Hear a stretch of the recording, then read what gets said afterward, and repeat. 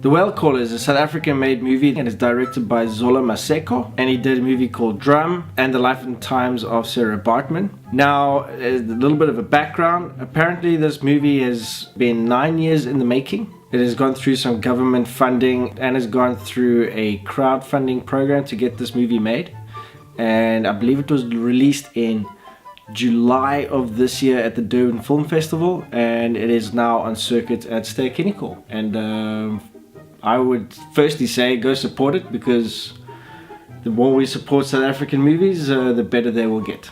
Now, the basics of this story is the Whale Caller has a love relationship with a whale. I know that sounds weird, but hear me out. It's past whale season, where all the tourists are gone, and he is blasting his whale horn to call the whale, and the whale does not show up, and this whale's name is Sharisha. But in the meantime, there's a lady called Saluni who is infatuated with him and keeps harassing him. She's she's known to be like a bit of a town drunk. They end up forming a bond and they fall in love with each other. Their insecurities come into play. She feels jealous of him and the whale, and he can't connect with her because all he can think about is the whale. There's a scene where they're about to make love and he can't do it, and then he just dreams of this whale, and it's kind of like a dream sequence, and that's why he can't create that bond with this woman.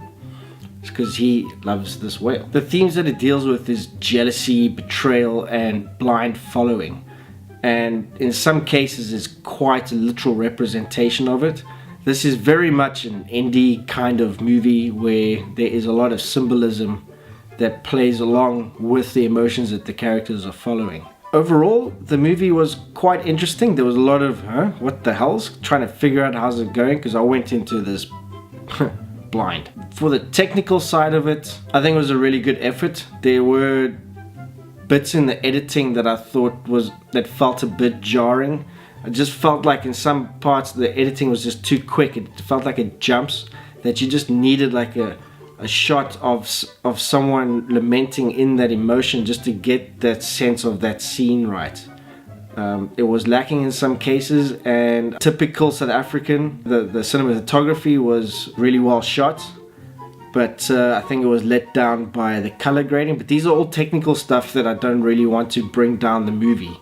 I think the movie seems to be quite representative of the source material, which is the novel, and I think it was done really well. It is a story, a local story. It's nothing that's rehashed of international kind of ideas. It's very much a localized story celebrating South African stories, and I would go and watch it just to support. If I were you, I'd go find it at Ster-Kinekor, give him your money, go watch it, because it can only do better. Take this as your role in helping the film industry grow, because to have a movie only made after 9 years of trying to get funding from government and from institutions and from the private sector, and all these hurdles that they have to go through just to make a movie which ends up being rushed because of the budget, I think it's bullshit, and we really need to amp this up. So support it, find other South African movies and support them as well. We need them, because each one you support in turn will get better in the end, and this one I think is worthwhile your time. The Whale Caller is a South African movie made by South African filmmakers. I'm not going to compare this movie to anything because I think it's deserving of your time. Go check it out. Thanks for watching.